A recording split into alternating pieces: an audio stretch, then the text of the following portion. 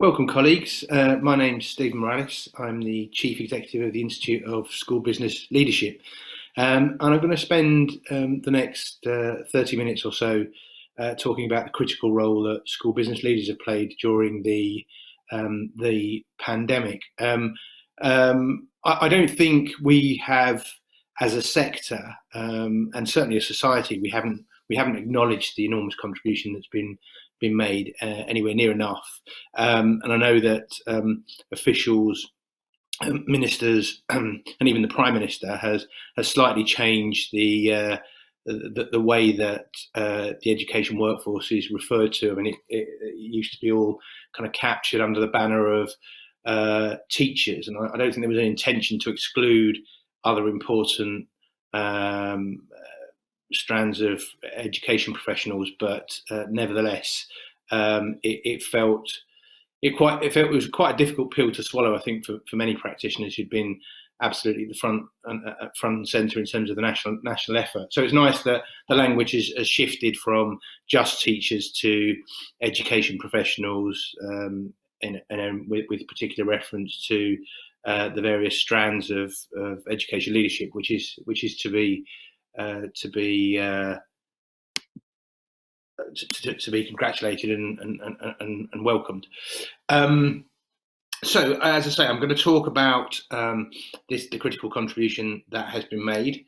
But before I do that, I'm just going to offer some context. And there's some evidence emerging, some evidence that the Institute have been involved in. If you're inclined to do so, there's a Management in Education special edition, which talks in depth about some of the challenges that school business leaders continue to face and have faced historically, based on hierarchies that have developed over a few decades.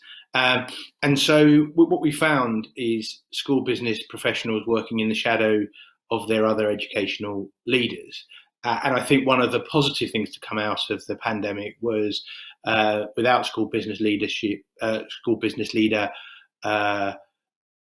the school business leadership contribution, schools and trusts would have been in a very difficult and precarious position. And I'll talk in more detail about the specifics.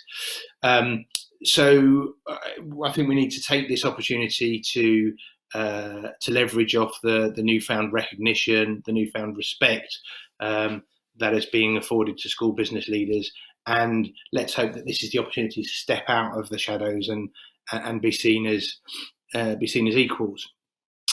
We should also recognise that we're operating within a relatively fragmented system. We still have more than half of the schools, way more than half the schools, in fact, that are operating under local authority control. And whilst there are, in excess of 7,500 multi-academy trusts, academies out there, there's still many that have not yet converted. And of course, we've got still foundation schools, voluntary aided schools, schools that are managed by the diocese that covers their particular area, and then on top of that, we've got special schools, PRUs, and all of the alternative provision. So it's quite a complex space that we're operating in, and with that greater complexity, there are more demands locally being placed on leadership teams, and the disinvestment, if you like, at a local authority level in services means that there is a greater reliance on capacity and technical knowledge in institutions, whether that be maintained or indeed multi-academy trusts. For those that have converted, and one of the carrots that was dangled in front of many that were considering academisation was autonomy. But with autonomy comes greater accountability, and I think those that work in the academy space will appreciate what I'm about to say next, and that's there is not only high levels of accountability but high levels of scrutiny, and that needs to be managed.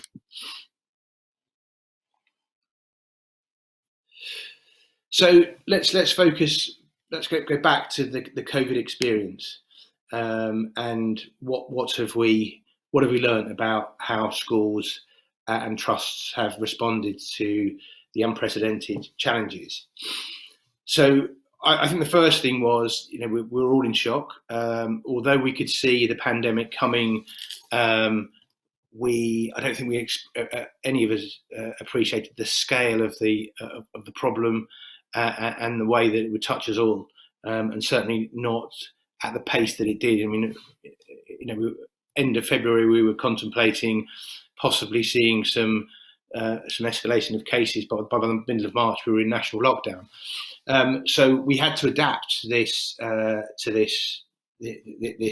crisis, and so what kicks in at that point is an approach to business continuity, to making sure that there is some kind of provision, and certainly that we're able to make services available to the most vulnerable in society, and that we were able to take care of the children of critical workers. So again, it's important to say that at no point has the education system ground to a complete halt. We've been providing education to many children since day one, and of course the number of children we've had in schools at any given point has varied according to what the restrictions will permit. So the things that school business leaders in particular have had to lead on include the list that's set out in the slide that I'm showing at the moment. So amongst those things, we have disaster recovery, we have business continuity, large-scale risk management, and I don't think we can underestimate the extent to which that has been a really big piece of work, and the guidance that's come flying at us from the department on an almost daily basis has required us to review our risk management strategies to make sure we're compliant with the health and safety executive recommendations, and work closely with public health officials. We've had to completely reconfigure our estates so that they are safe, so that we can continue to offer an education provision, be it to large numbers or smaller numbers, where the restrictions have been so rigorous that we can't continue to operate in the small spaces that we had available to us before. We've had to become quite creative and look at things like marquees and porta cabins, and maybe changing an area of the school from, for example, a sports facility into classroom provision, drama studios, and so forth. And this has been a huge effort. I mean, these things don't happen overnight, and they don't happen by accident. Add to that the work that's been done on technical infrastructure. So we've had to develop really important and very quickly, very important systems and approaches to providing not only remote learning, but also making sure that our administrative and operational systems continue to function effectively. Because as well as making sure schools are open and able to deliver a learning service to their children, things like accounting and reporting to regulators and monitoring absence and keeping track of human resource records, they don't go away. And so even if large chunks of the school workforce have been working from afar, then we've had to make sure that the technical infrastructure is there to make sure this can all happen and happen seamlessly.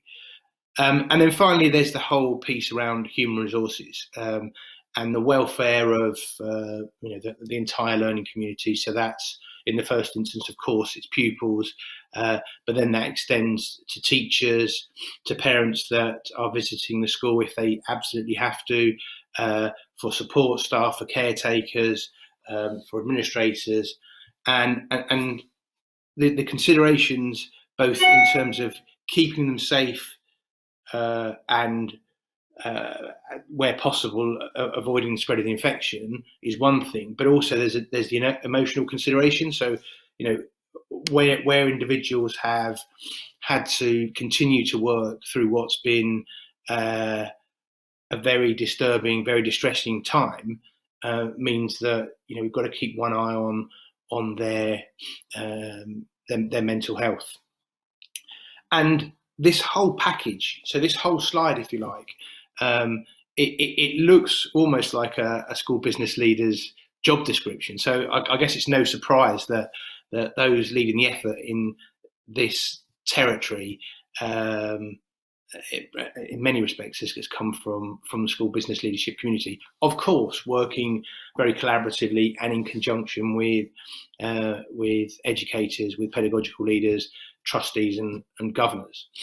And again, I tip my hat to school business leaders who have worked relentlessly and with such courage and resilience during this whole period. I think one of the questions that chief executives and principals were posed with, very early on in the pandemic, is if you look at that list, the list that I showed you just before this slide, I think the question that was coming forward very quickly was, who can lead in these areas? Who has the skills and experience? How quickly can we mobilise the effort? And it's difficult to look beyond the school business professional, and that's why at the start of this presentation I talked about a new level of respect, a higher profile, a seat, very much a guaranteed seat at the senior leadership table, and a strategic voice. And it's important we keep that momentum going, and we don't step back into the shadows or become less relevant in those strategic conversations as the pandemic subsides. I suspect that won't be the case, but there is a little niggle at the back of my head that makes me want to keep pushing this point and making sure that we do remain front and centre. Again, just a piece of reflection, really. And I've alluded to this already. SBPs were asked to step up, and they did so with great professionalism, with courageous leadership and resilience. Many school business professionals have had the competencies and experience required to manage schools through a crisis, because business continuity, disaster recovery, risk management planning, and health and safety was kind of baked into what they do, both in terms of their career history, but also the roles that they performed before the pandemic. And you don't need to take my word for it. There's enough evidence out there in support of what I'm saying.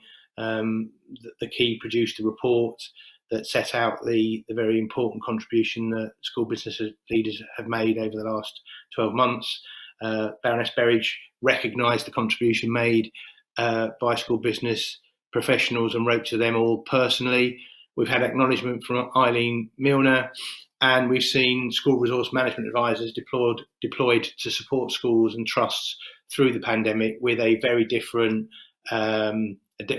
brief to the normal brief. So this was far less about identifying efficiencies and savings, and more about developing resilience and making sure that that school leaders had access to the technical expertise and the knowledge to navigate their way through the guidance that was emerging related to the pandemic.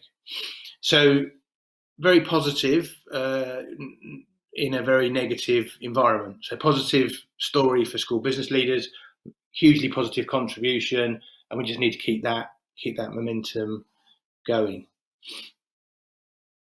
I just want to touch on size, and there is some emerging evidence that trusts of a certain size with well-established central teams fared well through the pandemic, and those that were smaller with less centralisation perhaps struggled. Now, that's a very broad brush statement, and to an extent, it will have depended on the level of support that was available to them through their local authorities. So very small multi-academy trusts that perhaps don't have the critical mass to develop very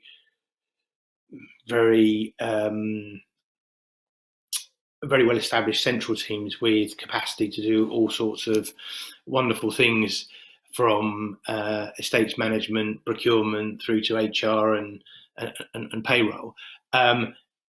In those circumstances, if they had access to a local authority that was offering support through the pandemic, they tended to, or have tended to weather the pandemic particularly well. But where a small multi-academy trust hasn't had that support from their local authority and don't have central teams, it's been a very difficult journey. Likewise, maintained schools that were found and left to their own devices without that local authority support also have found the journey particularly difficult. And I think the other thing to say is that collaboration doesn't need to be necessarily through the formal arrangements of a multi-academy trust. Some softer collaboration, some federations have worked incredibly well together, and in some cases we've had a very, I think, encouraging picture where you've had a federation, a multi-academy trust, and the local authority working together, leaning into each other's expertise, and really just serving the education community that they support in a very mature and sensible way. But the common feature in all cases has been access to high caliber school business professionals.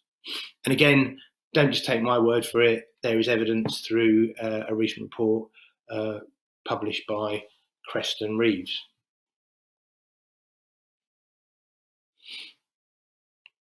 So back to the profile of the school business professional and ongoing credibility.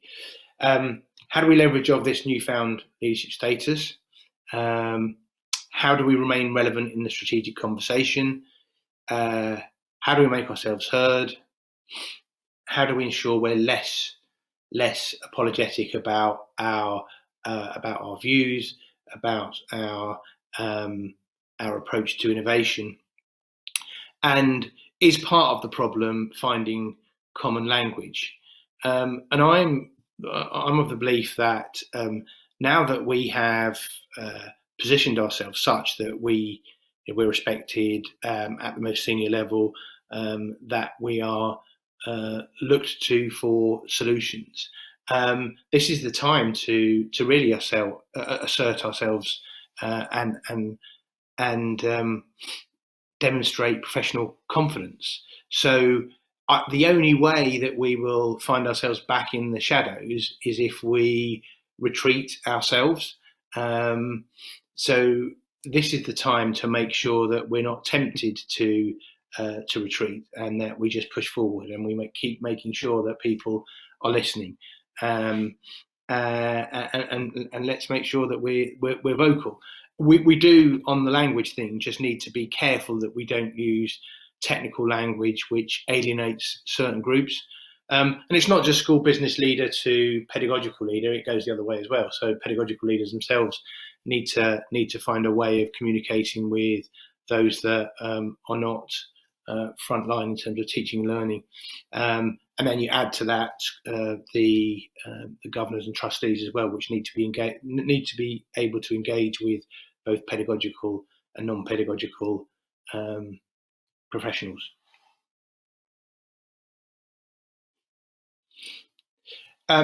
We, as an institute, very early on, felt it was important to get perspectives both regionally but also internationally. So, to begin with, we were talking to regional colleagues, regional chairs, chairs of regional groups every week, and we were talking to international colleagues from English-speaking jurisdictions again every week.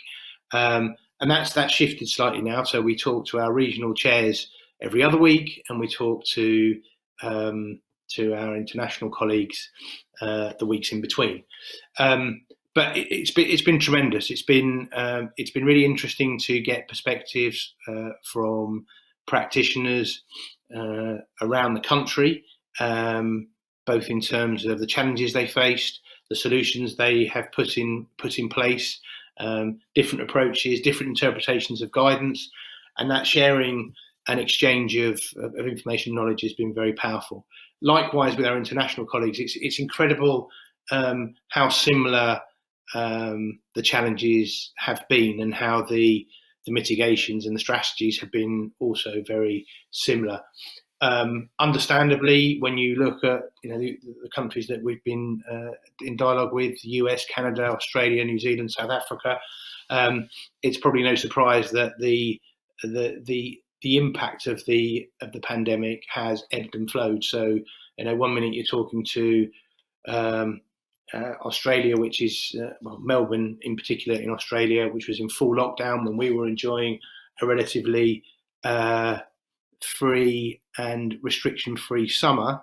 Fast forward a couple of months, Australia were almost without any significant number of cases and deaths at very low levels, and we were approaching the next wave of the pandemic and everything that we suffered from November onwards. New Zealand locked down very early, as I'm sure you're all aware, and have essentially within their own bubble have, albeit a national bubble, are living a pretty normal life. South Africa have had a very difficult time, and the USA, as you know, again, some of the highest case numbers, infection rates in the world. But the conversation has been really helpful. Those on the call include a mix of senior practitioners, academics, and policy experts. We've shared both the policy response, the approach that school leaders have taken to keep their environment safe, and also talked in length about the role of technology. So very interesting, very informative, collaborative exercise. So I guess the question remains, what next for the school business leadership profession? Well, I think that the opportunities are enormous. I think the newfound respect profile and recognition is something we've got to leverage off. I think there's some more work to be done in terms of advocacy. So we need to help the rest of the sector and key stakeholders better understand the role of the school business professional, the contribution that it makes. I'll talk a little bit more at the end about a blueprint that we've just published. We need to ensure better access to CPD. At the moment, a school business leader on a trajectory from local school business manager to potentially COO, CFO, FD, or even the dizzy heights of deputy CEO or CEO.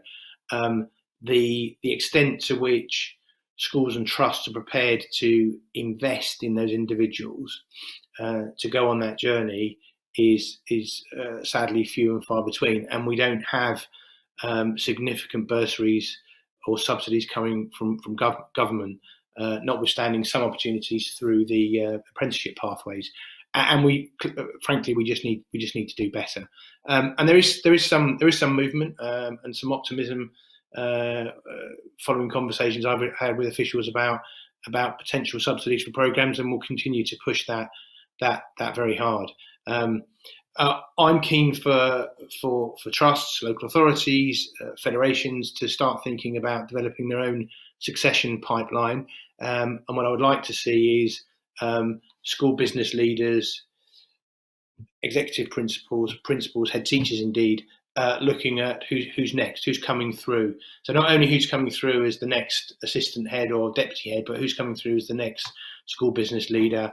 To what extent are we operating in an environment where cross-fertilization of knowledge is encouraged? So if you're in a junior position within a school or a trust, you do a period of time in finance, you move across to HR. From there, you maybe spend some time understanding estates and premises. You spend some time with the guys responsible for technology, and then you start build up a portfolio of experience alongside your qualifications. So as an institute, that's something we're pushing very hard. We will continue to be, if you like, the conduit between policy and practice. So we have the privilege, the fortune to be involved in policy conversations, and at the same time, we are very fortunate that we have the conversations with regional groups, with practitioners on the ground, with our fellows, with our members, and indeed with international colleagues, and extracting the opinion, the concerns, the challenges they face from those practitioners, and replaying them to officials as they're developing policy, and likewise taking policy proposals back to our practitioners, means that we can help shape the way forward. We believe very strongly in diversity and inclusivity, and we want a workforce that better reflects the communities that we serve. Sadly, the workforce survey that we conducted in 2019 showed incredibly low numbers of practitioners from BAME communities, and we need to do better, frankly. So as an institute, again, we've commissioned further research into that. We are hosting a sector leaders focus group every month, and we are putting together national stakeholders for a roundtable later, or towards the end of May. And then finally, the area of research, really important, and there isn't enough practitioner-led research. We want to develop more of a knowledge base that is created by those that have walked the walk, as it were, and practitioners contributing to thought leadership about how school business leadership practice can be as effective as possible. And there are pieces of work that we're putting together at the moment to encourage more of that. So finally, I'll end this presentation with offering you a quick glimpse of our blueprint, and the title of the blueprint is Helping Secure a Brighter Future for Our Children, because let's be clear, school business leadership, the school business leadership profession only exists to help improve children's life chances. Ultimately, we are the guardians of really important resources. On the whole, the majority of our community do that with great levels of integrity, and with great enthusiasm and energy. It's important that we understand that that resource management is about making sure that we optimize the resources available to school leaders, to pedagogical professionals, and that we get resources, however few, or so irrespective of the size of the funding envelope, and there is an argument to be had about whether that's sufficient or not. It won't surprise you to hear that I think there's a strong case to push for a lot more money in the system. But irrespective of the size of the envelope, our job as a community is to make sure that the resources that are available, that those funds go as far as they possibly can, given the operational constraints that we have. And we do that by being smart, by using technology, by deploying talent in the right way, and by making sure that we monitor progress and impact. Look, school business leaders have gone over and above this year, made an enormous contribution to the national effort. I don't think we can say enough about that contribution. And from me as Chief Executive of the Institute, an enormous thank you. Thank you for listening.